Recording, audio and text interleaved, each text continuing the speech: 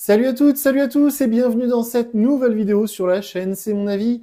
J'ai passé quelques jours en compagnie du tout nouveau Samsung Galaxy A25, ça vient de sortir, c'est tout nouveau. On est en janvier 2024 et déjà Samsung sort tous ses modèles. On a testé le A05s il y a quelques jours sur la chaîne. Voici le A25. Alors il est précisé 5G sur la boîte, mais a priori il n'y aura pas de modèle 4G en France pour ce A25, donc il n'y aura qu'un seul modèle Samsung A25 en 2024. Et on attend avec impatience le A15 et ensuite tout le reste de la gamme. Vous le savez, ça fonctionne comme ça chez Samsung. Donc ce A25, il est proposé à 319 €. Il souffle le chaud et le froid. Il y a certaines choses qui m'ont beaucoup plu, d'autres un petit peu moins. Je suis un petit peu tiède sur ce smartphone. J'ai plein de choses à vous dire à son sujet. On se retrouve tout de suite après le jingle.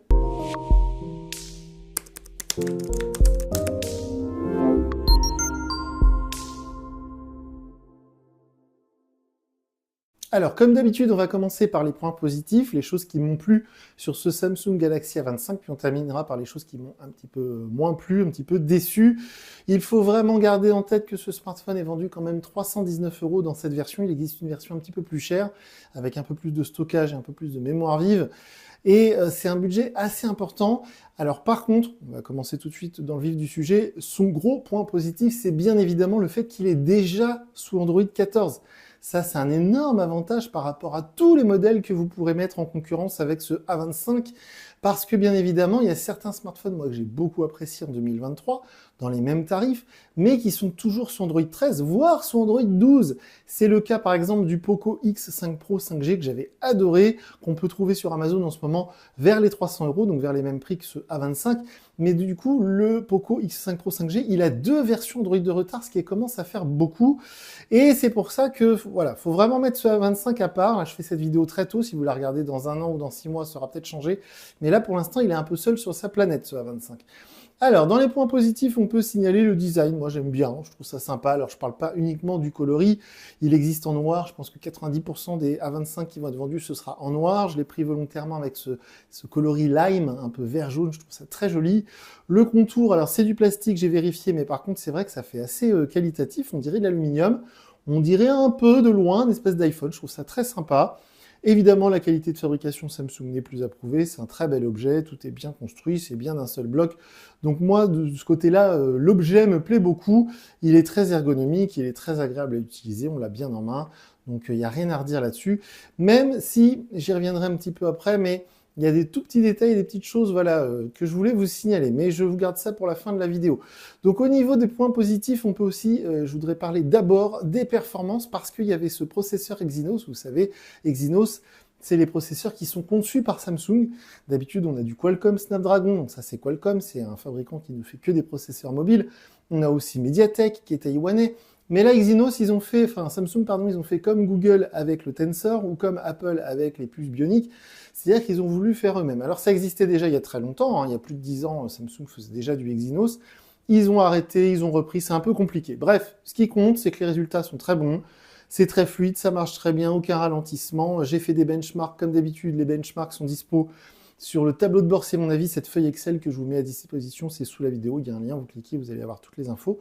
Donc au niveau du Geekbench 6, vous verrez, c'est plutôt positif, hein, surtout sur la partie graphique, j'ai été assez surpris. On a plus de 2500 points sur la partie graphique, ce qui est vraiment très impressionnant pour un smartphone à ce prix-là. Donc ça, c'est très positif. Et les performances, du coup, sont liées, bien évidemment, au processeur, à la quantité des mémoires vives, et aussi à cette fameuse interface One UI que j'adore, qui est l'une des meilleures, surtout dans cette version 6. Donc là, ils ont vraiment peaufiné le truc. Alors, c'est la première fois ou presque que j'utilise One UI 6 chez Samsung. Et il y a quelques petits trucs qui m'ont un peu décontenancé dans le sens où il y a des petites options que je ne retrouve pas. Alors, soit ils ont volontairement supprimé les options dont je vais vous parler après, ou soit c'est un oubli tout simplement, assez surprenant. Mais sur l'ensemble de tout ce que j'ai pu voir de cette interface, c'est du tout bon, on peut tout personnaliser, on peut vraiment choisir le nombre de lignes, le nombre de colonnes, on peut choisir la réactivité de plein de choses, c'est très très bien fichu. Évidemment, il y a le Always On Display, hein, ça c'est Samsung qui l'a inventé sur le Galaxy S2, c'était en 2011, donc ça commence à dater. Ça marche très très bien, donc One UI 6, tout positif, et évidemment en plus Android 14. Je le répète, mais encore une fois, ça c'est vraiment quelque chose de très important, et là il est vraiment seul sur sa planète. Le seul smartphone que j'ai testé qui était déjà Android 14 à la sortie de la boîte, C'était le Google Pixel 8 il y a quelques semaines, quelques mois maintenant. Donc là, on est à 300 € seulement, j'ai envie de dire, et on a ce qui se fait de mieux en matière de plateforme Android, donc c'est vraiment le top.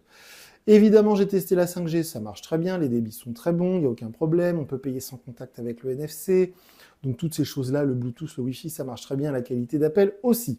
L'écran, c'est un écran Super AMOLED 120 Hz, par contre j'y reviendrai après, mais au niveau du design, moi je trouve ça très décevant. Par contre, il est lumineux, il est agréable à travailler, il est réactif évidemment.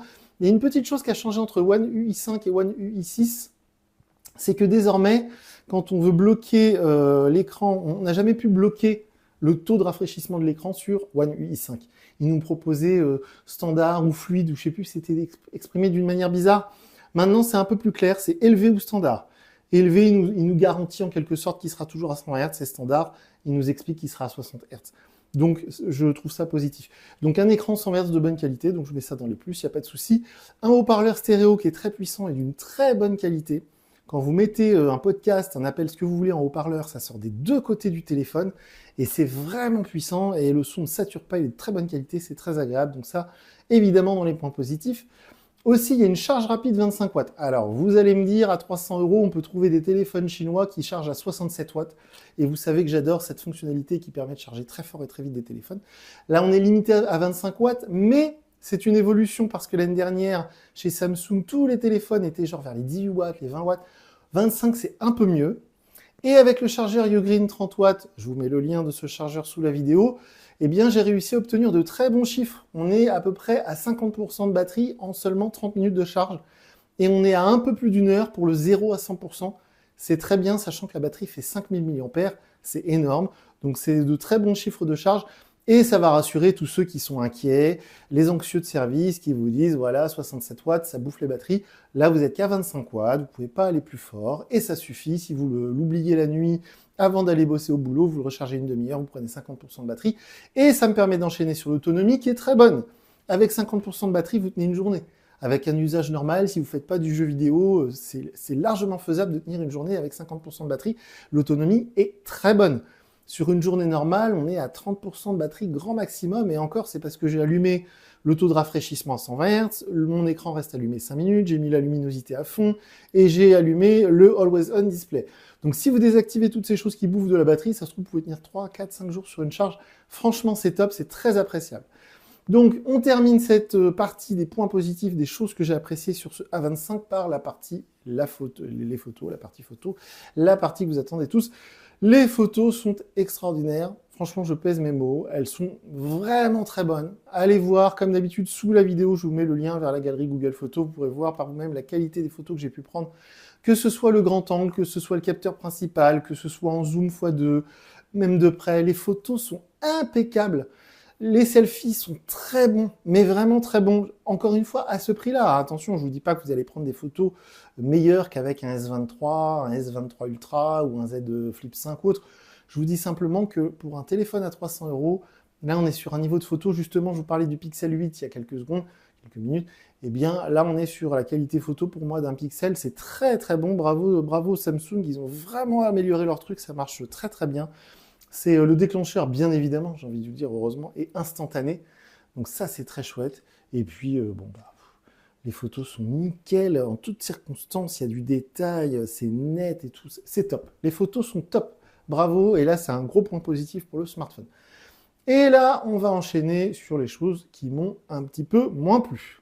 Alors attention que ce soit très clair, évidemment, ce A25 pour moi est une totale réussite. Si vous regardez cette vidéo parce que vous hésitez à l'acheter, vous pouvez l'acheter, il n'y a pas de souci. C'est stable, il y a des mises à jour, c'est rapide, c'est fluide, l'autonomie est bonne, les performances sont bonnes, les photos sont bonnes. Ok. Il y a quand même des petites choses que je lui reproche. Et tout à l'heure, je vous parlais du design. Alors je ne vous parle pas de la couleur, hein. Focalisez pas sur le fait qu'il est vert ou jaune, ça dépend des personnes. Mais c'est surtout sur l'aspect de la face avant, qui pour moi ne représente pas un smartphone à 320 €. Faut être très clair. Aujourd'hui sur le marché, vers les 300 €, vous pourrez trouver des téléphones qui ont l'air beaucoup plus chics, et surtout sur la face avant avec un écran qui soit beaucoup plus au bord des bordures, au bord de l'appareil. Parce que là, on a des grosses bordures, c'est un peu dommage, surtout sur le bas de l'écran. Et quand je vois de telles bordures, moi, je vois un téléphone pas cher avec un écran LCD. Et là, on est bien sur un écran Super AMOLED 120 Hz. Et pourtant, franchement, les bordures sont affreuses. Mais c'est super moche. On dirait vraiment un téléphone entrée de gamme d'il y a 2-3 ans. Un téléphone, aujourd'hui, vous prenez un Xiaomi Redmi 13C, on a testé ça il y a quelques jours sur la chaîne, à moins de 200 euros, vous avez la même face avant avec les mêmes bordures. Franchement, ça va pas du tout, c'est très dommage, je trouve que ça gâche complètement l'appareil, et je pense que c'est un peu fait volontairement. Parce que si vous augmentez dans la gamme Samsung, si vous passez du A25, vous passez au A35 qui va bientôt sortir, ou même au A55 qui va arriver bientôt aussi, vous aurez le fameux petit trou pour les selfies, qui est la marque des téléphones haut de gamme actuellement chez Android, ou même avec iPhone, avec cette espèce d'îlot central autour de la caméra selfie. Donc voilà, c'est le seul truc qui me déçoit au niveau design, c'est vraiment cette face avant qui me gêne quand j'utilise le téléphone. Honnêtement, j'ai pas un téléphone à 300 euros dans les mains. Ça me gêne beaucoup, surtout que le concurrent principal qui va arriver d'ici quelques jours, le Xiaomi Redmi Note 13, évidemment, aura un écran avec un petit poinçon. Si vous allez sur du Honor, en 2023, ils ont sorti de très bons modèles. Évidemment, vous aurez le petit poinçon. Il y a plein de modèles concurrents dans ces prix-là qui vont avoir un aspect plus haut de gamme sur cette fameuse face avant sur l'écran. Donc vraiment, c'est ma grosse déception sur ce smartphone. C'est pour ça que je voulais vous en parler tout de suite. Mais il y a aussi d'autres petits trucs, notamment, c'est vrai que je suis, ces derniers mois, ces dernières années, je suis très gentil, certains disent trop gentil avec Samsung et avec leur interface, et avec le fait qu'ils forcent un peu quand même. Alors, on peut désinstaller toutes les applications dont on veut pas, les applications sponsorisées préinstallées, TikTok, Snapchat, Spotify, Microsoft Office, tout ça, on peut les virer. Ok. Par contre, ils insistent terriblement pour qu'on ajoute un compte Samsung. Ça, je trouve ça toujours aussi pénible. Et j'ai l'impression que ça s'est un peu renforcé avec One UI 6. J'ai l'impression que c'était plus calme avec One UI 5. Et j'ai l'impression maintenant que quoi qu'on fasse, ils nous demandent encore et encore et encore de remettre un compte Samsung. Franchement, c'est vraiment pénible. Et en plus de ça, ça n'apporte rien. Hein. Si vous avez un compte Google, le fait d'avoir un compte Samsung n'apporte rien du tout sur votre téléphone, aucune fonctionnalité supplémentaire. Et aussi, un truc qui est pénible, c'est que plusieurs fois, j'ai dû mettre en sourdine une notification d'un certain truc qui s'appelle AppCloud et qui est là, en fait, soi-disant, pour vous conseiller les meilleures applications. Et en fait, AppCloud va simplement rajouter des applications en échange de quelques euros, j'imagine, pour Samsung, des applications sponsorisées, des applications, voilà, de partenaires, comme ils disent. Donc c'est pénible, on peut la désactiver, mais il faut vraiment être un peu geek, parce que la notification, quand on ne connaît pas, elle apparaît en disant « Oui, terminez de configurer votre appareil ». On se dit « Qu'est-ce que j'ai oublié de configurer ?» On clique, et là, hop, il nous met 20 applications, et hop, il commence le téléchargement. C'est très pénible, donc je voulais en parler. Et enfin, des petits détails. Mais vous savez, si vous me connaissez, que ça compte beaucoup pour moi, et je commence à me demander pourquoi les derniers Samsung, ça a disparu des fiches techniques. L'étanchéité, la certification IP67, IP68, vous savez, eh bien, sur ce A25, j'ai cherché toutes les fiches techniques, nulle part il est fait mention d'une certification pour la résistance à l'eau. C'est assez surprenant, c'est très étrange. Et la même chose pour la résistance aux rayures de l'écran. Je n'ai trouvé aucune info concernant un éventuel traitement Gorilla Glass, par exemple. Donc sur un appareil à 320 euros, ça me paraît un peu gênant. Donc je ne sais pas, est-ce que c'est parce que le téléphone vient de sortir? Est-ce que c'est très étrange? C'était pareil sur le A05 que j'ai testé il y a quelques jours. Donc je trouve ça assez inquiétant. Et enfin, dans les petits défauts, il faut quand même garder à l'esprit qu'à 300 euros, vous n'avez pas de coque et vous n'avez pas de chargeur. Alors le chargeur dont je vous parlais, qui est l'un des meilleurs, qui est sur Amazon, le Ugreen 30 watts USB-C, il coûte dans les 20 euros. En magasin chez Darty, la Fnac Boulanger, ils vont sûrement vous refourguer un chargeur USB-C 20 watts, donc pas 30 watts, mais 20 watts, qui sera aussi dans les 20 euros. Donc il faut garder ça en tête. Et en plus de ça, il faudra racheter une coque. Chez certains concurrents Motorola notamment, sur certains smartphones qui sont dans ces prix-là, vous aurez la coque qui est fournie, vous aurez le chargeur qui est fourni. Et sur les concurrents qui vont arriver, Xiaomi Redmi Note 13 par exemple, j'ose espérer qu'ils vont continuer à fournir la coque et le chargeur. Mais ça, on le saura quand on va les déballer d'ici quelques jours. Donc je voulais quand même le noter parce qu'à ce prix-là, ça me gêne un peu que le téléphone soit fourni comme ça tout nu. Mais bon, on a l'habitude, ça fait maintenant longtemps chez Samsung que c'est comme ça. Si je devais lui donner une note sur 10, on sera 8 sur 10 parce que c'est un très bon smartphone. Voilà, si vous l'avez avec un abonnement, si on vous l'offre, ou même si vous vouliez celui-là, ok, tout marche bien, il n'y a pas de gros défauts. C'est un très bon smartphone, très polyvalent. Ok, franchement, ok. Mais voilà, quelques défauts. Cette face avant, moi, qui me gêne beaucoup, voilà, que je trouve vraiment datée, vraiment pas très jolie. Les petits problèmes dont je vous parlais tout à l'heure. Le fait, par exemple, je ne voulais pas signaler, mais dans One UI 6, je vous parlais des trucs que j'ai pas trouvé, des petits réglages qui me manquent. Est-ce qu'ils ont oublié de les mettre? Est-ce qu'ils les ont supprimés volontairement? Mais je n'ai pas trouvé la fonction qui fait que si je soulève mon téléphone, il s'allume. Voilà, j'ai beau le secouer dans tous les sens, il reste en veille. Alors ça fait 10 ans qu'on peut réveiller les smartphones Android en les gigotant, bon, les soulevant. J'ai pas trouvé l'option. Et de la même manière, j'ai pas trouvé l'option pour le réveiller en tapant 2 fois dessus. Alors que sur le A05 que j'ai testé il y a quelques jours, qui coûte moins de 200 euros, eh bien, quasiment même la moitié, 169 euros, on est presque à la moitié du prix de celui-ci, eh bien, on pouvait le réveiller en tapant 2 fois sur l'écran. C'était Android 13, c'était One UI 5. Là, on est Android 14, One UI 6, et je peux plus le faire. C'est quand même bizarre. Donc, je voulais quand même le signaler, donc oui, 8 sur 10, parce que c'est quand même un très bon smartphone. Mais voyez, on n'est pas sur la perfection. Déjà d'une, j'aurais préféré qu'il fasse un petit effort, genre 299, psychologiquement, ça aurait été bien meilleur. Si aussi il y avait un écran digne de ce nom pour un smartphone à ce prix-là, s'il y avait une certification pour une étanchéité, parce que si on fait tomber le téléphone dans la piscine qu'il n'est pas étanche, c'est quand même très très dommage, et puis un éventuel traitement Gorilla, alors peut-être qu'il y est, mais c'est indiqué nulle part, donc ça me gêne un petit peu.